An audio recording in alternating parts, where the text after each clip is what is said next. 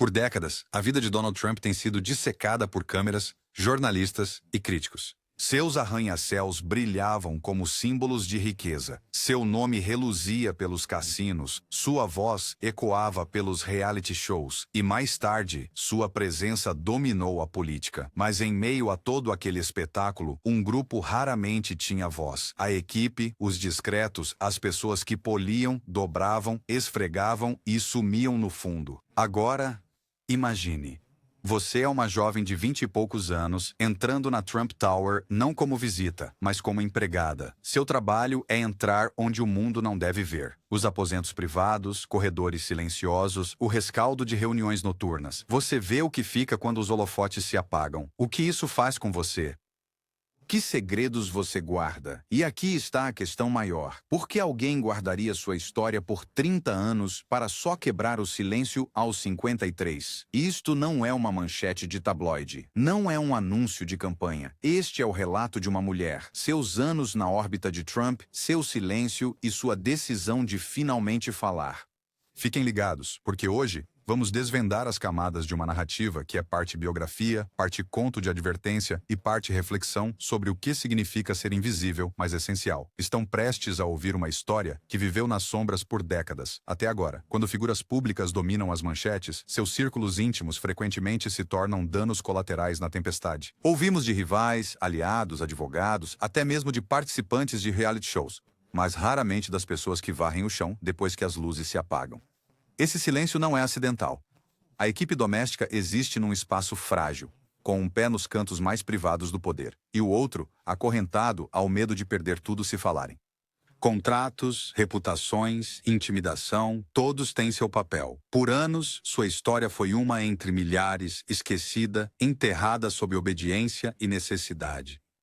Mas por que isso importa agora? Porque o legado de Donald Trump, quer o amem ou o odeiem, foi moldado não só por salas de reunião e votos, mas também pelo trabalho oculto que fez seu império parecer impecável. E quando uma dessas mãos invisíveis finalmente fala, muda todo o cenário. Antes de aprofundarmos no que ela revelou, precisamos compreender de onde ela veio, pois o silêncio dela não teve origem na Trump Tower. Começou muito antes disso, numa infância onde ser invisível era tanto uma maldição quanto uma habilidade de sobrevivência. Ela nasceu no verão de 1972, num bairro modesto onde a oportunidade raramente batia à porta. Os pais dela eram da primeira geração de pessoas que se esforçavam, presos entre o peso da sobrevivência e o sonho de algo melhor. O pai dela trabalhava na construção quando os empregos eram estáveis e quando não eram, ele fazia o que podia, carregando sucata, pintando cercas, até limpando porões. A mãe dela costurava roupas num pequeno quarto cheio de retalhos de tecido, uma máquina de costura que fazia o assoalho vibrar e o constante zumbido da sobrevivência. Desde cedo, a vida a ensinou a notar os detalhes. Ela se lembrava de estar sentada à mesa da cozinha, observando a mãe medir cuidadosamente o tecido, dobrá-lo 2 vezes e depois cortar. Seu pai também tinha seus rituais, lustrando as botas com movimentos lentos e precisos antes de sair para um emprego que talvez não pagasse o suficiente para cobrir o aluguel. Esses pequenos hábitos de precisão, cuidado e perseverança ecoariam mais tarde em seu próprio trabalho. A escola, no entanto, era outra história. Ela era tímida, de fala mansa, e muitas vezes era provocada por sua natureza quieta. Os professores diziam que ela estava presente, mas distante, como se sua mente vivesse em outro lugar. A verdade é que ela carregava mais do que os colegas sabiam. Corria para casa para cuidar dos irmãos mais novos, enquanto a mãe fazia turnos extras de costura. Aos 13 anos, conciliava a lição de casa com tarefas domésticas que deixavam pouco espaço para a infância. O primeiro emprego remunerado dela não foi glamouroso. Uma vizinha perguntou se ela podia ajudar a limpar a casa deles uma vez por semana. O pagamento eram algumas notas amassadas, mas parecia uma fortuna. Mais importante, deu a ela um vislumbre de outro mundo. A casa deles tinha tapetes macios, móveis polidos e paredes forradas com livros e fotos de férias que ela só podia sonhar. Aos 14, ela começou a limpar mais casas na vizinhança. Ela aprendeu a trabalhar rápido, em silêncio e sem reclamar. Ela percebia quais clientes davam gorjetas generosas e quais inspecionavam cada superfície com um passar de dedo. Ela aprendeu a arte do silêncio, que as pessoas falavam livremente quando acreditavam que você era invisível. Maridos e esposas discutiam no quarto ao lado. Chamadas de negócios ecoavam dos corredores. E ela entendeu cedo que sua posição lhe dava acesso a verdades que a maioria nunca ouvia. Perto dos 20 anos, ela estava determinada a escapar dos limites de sua Cidade pequena, ela queria mais do que bicos semanais de limpeza que mal cobriam as despesas com comida. Amigos da família contaram-lhe sobre Nova York, uma cidade de oportunidades infinitas, onde o trabalho era duro, mas abundante. E assim, com uma mala emprestada e uma passagem de ônibus, ela saiu de casa aos 19. Os primeiros meses foram brutais. Ela trabalhava à noite num serviço de limpeza de escritórios, esfregando mesas e esvaziando lixeiras muito depois de os executivos terem ido para casa. De dia, ela fazia bicos, cuidava de crianças, limpava apartamentos pequenos e fazia recados para famílias ricas no Upper East Side. A cidade era barulhenta, impiedosa e cara. O aluguel consumia metade do seu salário. Houve noites em que ela pulou o jantar para poder mandar dinheiro para casa, mas aos poucos, ela construiu uma reputação. Era confiável. Não reclamava. Ela sabia quando falar e quando permanecer em silêncio. Numa cidade movida pelo boca a boca, isso importava. Um cliente a recomendava a outro. Logo, ela limpava espaços que não se pareciam em nada com o apartamento apertado que alugava no Queens. Ela ainda se lembrava da primeira vez que entrou numa cobertura. Chãos de mármore se estendiam infinitamente, espelhos refletiam lustres e o ar cheirava levemente a perfume e flores recém-cortadas. Parecia entrar num cenário de cinema. Ela polia as mesas de vidro até que seu reflexo cintilasse de volta para ela. Trocava lençóis que pareciam mais macios do que qualquer coisa em que já dormira. Ela percebeu, talvez pela primeira vez, que a riqueza não era apenas dinheiro. Era um mundo, uma cultura, um ritmo de vida que parecia intocável. Foi quando ela soube da vaga. Uma colega de limpeza disse que precisavam de pessoal na Trump Tower. O emprego prometia salário fixo, horários certos e o prestígio de trabalhar num dos prédios mais famosos de Nova York. Mas havia um aviso também. Não é fácil. Ele repara em tudo. E uma vez que você está dentro, ou fica de vez, ou sai rápido. Ela hesitou, apenas brevemente. Um salário estável era raro demais para recusar. Seus irmãos já eram mais velhos, mas seus pais ainda passavam dificuldades, e ela tinha sobrinhos que precisavam de material escolar. Ela sabia que trabalhar na Trump Tower significava entrar num mundo que só conhecia por fora, um mundo de brilho e sombras ocultas. Ela não sabia, mas anos de treino, vendo os pontos cuidadosos da mãe, suportando a resiliência silenciosa do pai, praticando a arte do silêncio em casas alheias, a haviam preparado para isso. Estava pronta para ser o que há muito lhe diziam, invisível, mas essencial. Essa única decisão definiria as próximas 2 décadas da vida dela. A Trump Tower, no início dos anos 90, não era apenas um prédio, era um palco. O átrio de mármore rosa brilhava sob os holofotes, fontes borbulhavam teatralmente e os elevadores dourados pareciam portais para outra dimensão. Turistas faziam fila só para fotos no saguão. Empresários passavam, celulares colados aos ouvidos, enquanto as colunas sociais comentavam quem era visto chegando e saindo. Para ela, atravessar aquelas portas de vidro pela primeira vez quase a desorientou. O barulho da cidade pareceu sumir no instante em que ela entrou. Ela foi levada pelo átrio para corredores, onde o mármore deu lugar a azulejos, onde armários de funcionários forravam as paredes e onde o luxo da Trump Tower foi despojado até os ossos. Este era o mundo a que ela pertenceria. A rede oculta de cozinheiros, empregadas, porteiros e equipes de manutenção que tornavam este espetáculo possível. Suas primeiras semanas foram cheias de nervosismo. Os supervisores enfatizavam a perfeição. As camas tinham que ser feitas com cantos militares. As superfícies tinham que brilhar. Até o arranjo das toalhas importava. Consistência, um gerente a lembrou. É o que faz este lugar funcionar. Sem surpresas, ela foi designada para trabalhar com Marta, uma governanta mais velha que estava no prédio há quase uma década. Marta movia-se com autoridade calma e discreta, ensinando-lhe os produtos certos a usar, quais atalhos deveria evitar e quais portas jamais, em hipótese alguma, abrir sem permissão. As paredes têm ouvidos aqui, Marta sussurrou certa tarde, e o chefe nunca se esquece. Através de Marta, ela aprendeu a dinâmica e os ritmos do trabalho. Alguns dias eram lentos, cheios de polimento e aspiração rotineiros. Outros dias eram uma tempestade de atividade quando chegavam convidados VIP, políticos, celebridades, parceiros de negócios. Ela não devia olhar diretamente para eles, mas notava tudo: os sussurros apressados, a tensão no ar, a forma como até outros funcionários pareciam enrijecer quando o próprio Trump passava. A primeira vez que ela o viu de perto foi quase surreal. Ele entrou no saguão com sua comitiva, mais alto do que ela esperava, sua voz trovejando ao dar ordens. Por um momento ela congelou. Com o espanador na mão, incerta se devia sair ou continuar a trabalhar.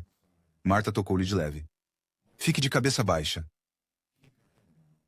Atenção ao trabalho. E ela o fez. Com o tempo, ela progrediu. Sua confiabilidade lhe rendeu tarefas mais delicadas. Em vez de áreas públicas, ela começou a cuidar de espaços privados, suítes de hóspedes, escritórios executivos e até mesmo os andares residenciais. Essa transição foi tanto um privilégio quanto uma prova de integridade. Poucos funcionários tinham essa confiança. Erros não eram apenas erros, foram quebras de confiança. Ela se lembrava de polir uma escrivaninha certa noite e notar uma pilha de papéis, anotações rabiscadas com caneta preta grossa. Ela nunca as leu, mas reconheceu o tom, decisivo, direto, imponente. Ela se lembrava de arrumar roupas num armário, ternos alinhados em fileiras organizadas, gravatas com código de cores. Cada detalhe refletia controle, apresentação e um desejo de perfeição. O próprio Trump era imprevisível. Alguns dias, ele passava sem sequer reconhecer a equipe, como se fossem meras sombras. Em outros dias, ele exibia um charme repentino, distribuindo elogios sobre o quão impecável o edifício parecia. Você faz um bom trabalho, disse ele uma vez de passagem, sem sequer parar para ouvir a resposta dela. Para ela, aquilo foi tanto uma validação quanto um alerta. Ele percebeu que, entre os funcionários, histórias eram contadas em voz baixa. Um porteiro disse que foi repreendido por não abrir uma porta rapidamente. Um chefe descreveu a pressa para preparar refeições quando convidados de última hora chegavam. Outra camareira sussurrou sobre demissões súbitas, pessoas dispensadas sem explicação. A mensagem era clara. A longevidade dependia não apenas de competência, mas de discrição absoluta. Ela se adaptou. Movia-se como um fantasma, presente, mas invisível. Arrumava camas sem deixar uma dobra, limpava superfícies até que brilhassem e aprendeu a prever necessidades antes que fossem ditas. Funcionários que duravam, ela notou, não eram necessariamente os mais rápidos ou os mais fortes. Eram os mais silenciosos. E, apesar de tudo, nas sombras, pequenas alianças começaram a surgir. Marta se tornou muito mais do que uma mentora. Ela era, de fato, uma verdadeira confidente. Juntos, eles compartilhavam risadas cansadas na sala de descanso, trocavam histórias de pés doloridos e sussurravam lembretes uns aos outros. Não chamem a atenção. Havia solidariedade na sobrevivência. Anos viraram décadas. O perfil de Trump mudou de magnata imobiliário para celebridade. O lançamento de O Aprendiz trouxe uma nova onda de energia pela torre. A equipe falava sobre as equipes de filmagem, os participantes, a atenção súbita. Ela polia quartos onde produtores haviam rabiscado anotações, aspirava pisos ainda cheios de papéis de longas reuniões. Para ela, era estranho ver o homem que conhecia como chefe exigente subitamente transformado num personagem de TV, interpretando-se com um estilo exagerado. Mas aqui está a reviravolta. Essa ascensão não só elevou Trump, aprofundou a pressão sobre todos à sua volta. Os padrões apertaram. A imagem importava mais do que nunca. A equipe era constantemente lembrada de que nada, nem uma impressão digital no vidro ou uma ruga na colcha, deveria tirar a ilusão de perfeição. Em meados dos anos 2000, ela já não era a jovem camareira nervosa que havia entrado na torre pela primeira vez. Ela era uma veterana, respeitada discretamente pela equipe, confiável para lidar com os espaços mais privados. À sua maneira, ela construiu estabilidade num mundo onde outros se esgotavam rapidamente. E, no entanto, mesmo na rotina, um desconforto persistia, pois estar perto do poder significava carregar fardos de que ninguém falava. Ela vira explosões, súbitas mudanças de humor e momentos íntimos que mostravam rachaduras sob a fachada polida. Ela não falou deles então, não ousaria. O silêncio era a regra. O silêncio era a sobrevivência. Mas com a órbita de Trump se expandindo para a política, a pressão para o silêncio ficava mais pesada. E logo, o próprio silêncio se tornaria sua própria prisão. É aqui que se complica. Por anos, sua vida na Trump Tower seguia uma rotina. Ela fazia seus turnos, pegava o salário e ia para seu apartamento modesto. Não era glamouroso, mas era estável. E a estabilidade, para ela, significava sobrevivência. Mas à medida que a figura pública de Donald Trump ganhava mais destaque, o silêncio dentro da torre também se fazia sentir com mais força. O que ela antes descartava como mero estresse do trabalho, começou a parecer algo muito mais profundo. Uma cultura de medo, sigilo e vigilância constante. No final dos anos 90, Trump lutava para se reerguer da turbulência financeira. Seu império cambaleou sob dívidas, cassinos passavam por dificuldades, mas a Trump Tower continuava sua joia da coroa. Para a equipe, Pessoal, isso significava uma coisa: tudo tinha que parecer impecável, não importava o que. Os supervisores elevaram as expectativas. As flores tinham que ser substituídas antes que murchassem. Os tapetes eram aspirados 2 vezes, mesmo que ninguém os tivesse pisado. O vidro era polido até parecer invisível. Não estamos limpando, Marta sussurrou para ela uma vez. Estamos atuando. Era verdade. Não era só serviço, era encenação. Cada superfície polida reforçava a ilusão de total controle. Cada ruga apagada era mais uma evidência a ser ocultada. E naquele ambiente, os erros não eram meros enganos. Eles eram verdadeiras traições. Ela se recordou de uma noite de inverno, quando um convidado encontrou pó na base de um abajur. A queixa chegou de volta, e em poucos dias, 2 funcionários foram demitidos. Rua! Exatamente assim. Foi um lembrete. Descrição não bastava. A perfeição era obrigatória. O próprio Trump permanecia imprevisível. Alguns dias, ele passava apressado, mal lançando um olhar. Em outros dias, ele parava, seus olhos varrendo tudo, notando detalhes que outros ignoravam. Uma vez, ele teria criticado a forma como uma toalha de mesa pendia torta numa sala de conferências. Estava desalinhada por menos de 2,5 centímetros. Momentos assim criavam um efeito dominó entre os funcionários. Se o chefe notava, tudo importava. Se tudo importasse, erros se tornavam minas. E se erros fossem minas, o silêncio era a armadura. Ela aprendeu a se encolher no fundo, a andar suavemente, a manter a voz baixa. Quanto menos atenção ela atraía, mais segura ela se sentia. A equipe brincava privadamente que eram móveis, só vistos fora do lugar. Mas o silêncio tinha seu próprio peso. Ela ouvia coisas. Nem sempre diretamente do Trump, mas de conversas que ela foi forçada a ouvir enquanto trabalhava. Negócios discutidos tarde da noite, discussões levadas pelos corredores. A equipe sussurrava sobre tensões com parceiros, processos judiciais se acumulando, demissões súbitas que deixavam os colegas abalados. Ela nunca repetiu o que ouviu, nem mesmo para Marta. Mas o conhecimento permaneceu, como sombras que ela não conseguia afastar. Não era só o trabalho que a exauria. Era o peso de carregar segredos que não eram dela, mas que ela não podia desouvir. Tudo mudou em 2015, quando Trump desceu a escada rolante dourada e anunciou sua candidatura à presidência. Para o mundo, foi um espetáculo. Para ela, era algo completamente diferente. O homem cujo escritório ela havia espanado, cujos ternos ela havia arrumado, cujos papéis ela havia cuidadosamente empilhado, estava agora no palco mundial prometendo liderar o país. De repente, o mundo tranquilo da Trump Tower foi lançado ao escrutínio global. Vans de imprensa estacionaram fora, manifestantes se reuniram perto da entrada, a equipe foi lembrada mais firmemente do que nunca de permanecer em silêncio. Telefones não eram permitidos em certas áreas. As conversas eram monitoradas. Até mesmo piadas na Copa pareciam perigosas. Alguns membros da equipe pediram demissão. A pressão era insuportável, mas ela ficou. Por quê? É aí que a discussão realmente começa. Alguns informantes dizem que ela se calou por medo. Não necessariamente do Trump, mas do sistema em torno dele. Trabalhadoras domésticas dependem do boca a boca para conseguir emprego. Uma única má referência pode fechar portas permanentemente. Se ela falasse, se sequer mostrasse descontentamento, seu nome seria vetado. Ela já tinha visto isso acontecer antes. Uma colega que reclamou das horas longas se viu sem emprego, e nenhum outro empregador a aceitaria. Outro que foi pego falando com um repórter sumiu do quadro de pessoal da noite para o dia. O medo não era paranoia, era política. Para ela, o silêncio era um seguro. Tinha família que dependia do seu salário. Não podia arriscar. E por isso, trabalhava mais.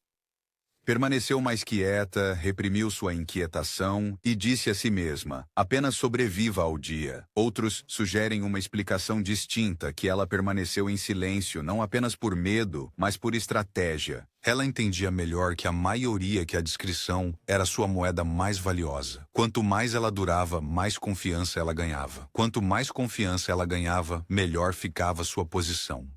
Ao contrário de outros que iam e vinham, ela aguentou. Ela se tornou parte da mobília da Trump Tower, não notada, mas sempre lá. Ela viu os momentos privados, os pequenos detalhes, os segundos expostos que nunca foram notícia. Ao ficar em silêncio, ela preservou esse acesso e a estabilidade que isso trouxe. Mas o silêncio tem um custo.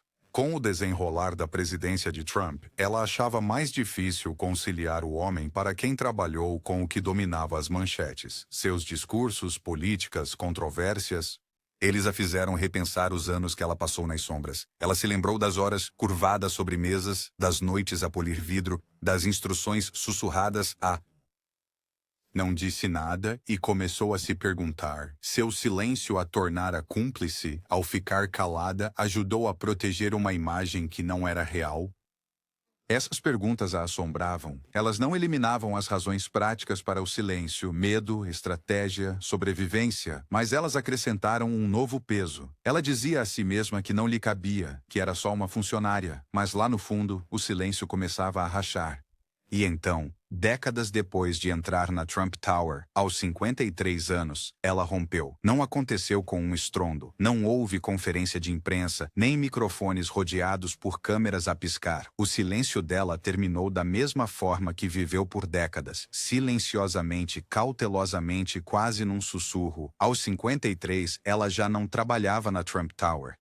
O tempo havia desgastado seu corpo. Juntas, doloridas, joelhos cansados de anos a se curvar, esfregar e levantar. A pandemia remodelara ainda mais sua vida, forçando-a a um trabalho de meio período enquanto ajudava a cuidar dos netos. Naquele silêncio, longe das paredes de mármore da Quinta Avenida, ela começou a refletir sobre o que aqueles anos lhe haviam custado. Uma jornalista pesquisando as vidas ocultas de empregadas domésticas em Nova York a abordou primeiro. A princípio, ela recusou. Não quero problemas, ela teria dito. Mas a repórter voltou, gentilmente, pacientemente explicando que a história dela importava, não só por quem ela tinha trabalhado, mas porque representava milhares de trabalhadores invisíveis que raramente têm voz. Esse foi o ponto de virada. Ela percebeu que o silêncio dela não só apagou a própria história, mas também manteve escondida a realidade de tantos outros como ela, e então ela concordou em falar.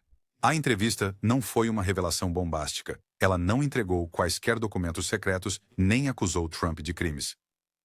Em vez disso, ela descreveu a atmosfera, a pressão, o peso de trabalhar num ambiente onde a imagem importava mais que as pessoas, onde a perfeição era exigida e o silêncio era imposto. Ela descreveu Trump como exigente, imprevisível, às vezes charmoso, às vezes aterrorizante.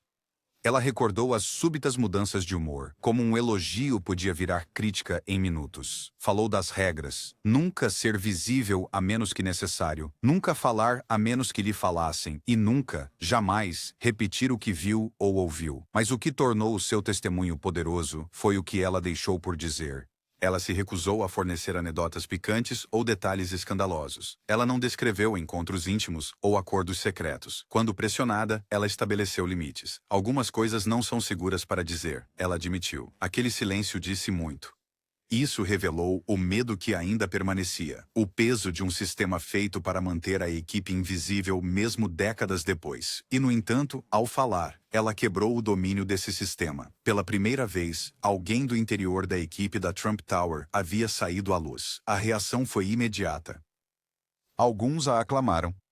Grupos de defesa de trabalhadores domésticos citaram a entrevista dela como prova da necessidade de proteções mais fortes, contratos mais justos e apoio a denunciantes. Eles argumentaram que as palavras dela não eram só sobre Trump, eram sobre uma indústria construída na invisibilidade. Críticos, porém, a descartaram. Apoiadores de Trump a chamaram de oportunista, acusando-a de tentar lucrar com a fama dele. Outros disseram que o testemunho dela era vago, sem exemplos concretos. Comentaristas conservadores descartaram-no como irrelevante. Ela é só uma empregada, zombou um comentarista. Mas esse desprezo, ironicamente, realçou a própria questão que ela levantava, que aqueles trabalhadores invisíveis são sempre considerados substituíveis, e suas vozes são ignoradas no exato momento em que ousam quebrar o silêncio.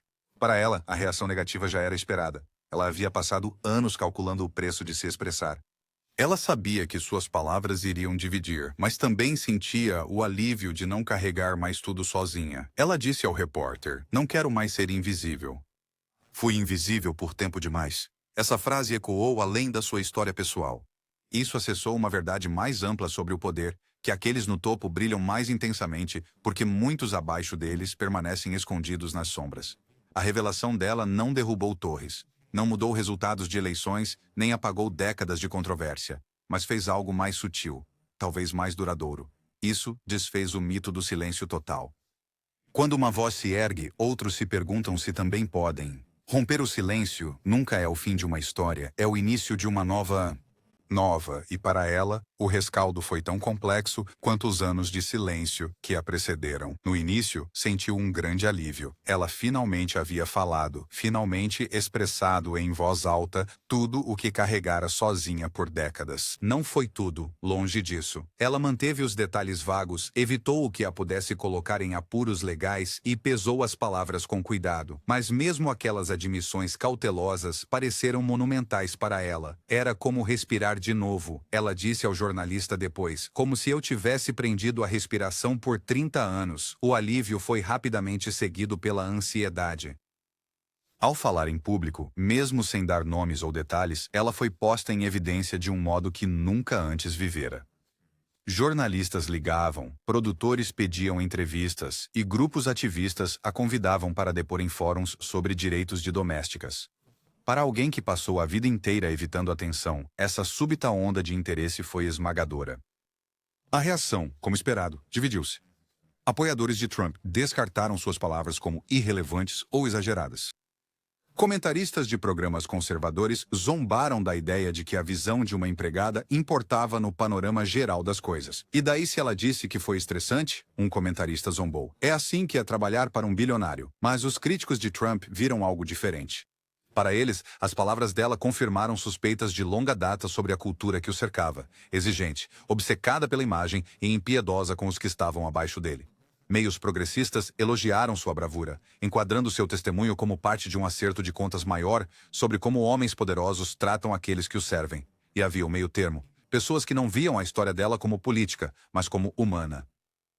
Não importa se você apoia Trump ou não, um leitor comentou online. A história dela é sobre como trabalhadores invisíveis são tratados em todo lugar. Essa é a parte que importa. A decisão dela de falar causou impacto na indústria de trabalho doméstico em Nova York.